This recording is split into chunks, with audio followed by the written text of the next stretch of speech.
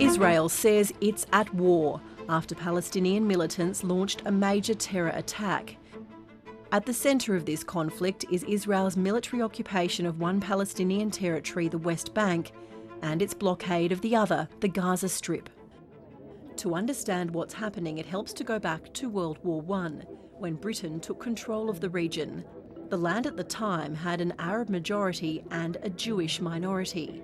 An Arab rebellion and ongoing Jewish migration was followed by the Holocaust targeting Jews in World War II, and a big increase in Jewish migration.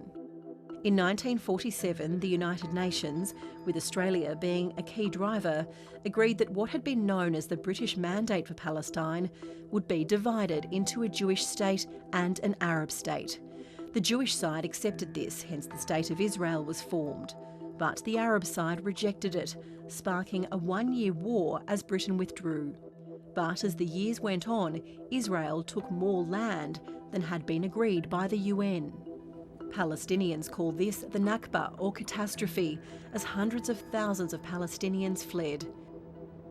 At the end of the war, Israel controlled all the land in blue, except for Gaza here, which Egypt controlled, the West Bank, which was controlled by Jordan, and the Golan Heights, controlled by Syria.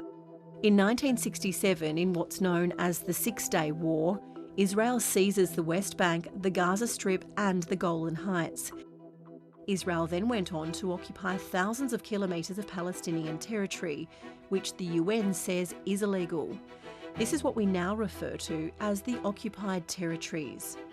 Despite objections from the international community, Israeli civilians choose to live in the areas for political and religious reasons or for cheap homes. Here's where a lot of conflict happens, as Palestinians are displaced. We are protesting and demonstrating against harassment. In 2005, Israel withdrew from the Gaza Strip, a small coastal territory home to 2.3 million people, one of the most densely populated places in the world. Israel controls the airspace and the sea, and it controls the crossings used to ship most of the goods in and out. The crossing into Egypt is mainly used by people. Conditions for Gazans under the blockade are tough, with an unemployment rate of 50%, as well as deteriorating health systems and infrastructure. The group Hamas was formed in the late 1980s as frustrations grew. Hamas's goal is dedicated to Israel's destruction, and it's been designated a terrorist group by many countries, including Australia. Hamas, which has a militant wing and a political arm, won democratic elections in 2006, but wouldn't renounce violence against Israel and was isolated by the international community.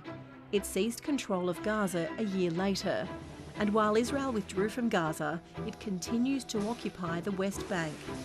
This means the Israeli army is the ultimate authority in the West Bank. The 3 million Palestinians there and the 2.3 million in Gaza do not want an Israeli occupation or a blockade. Another point of contention is Jerusalem.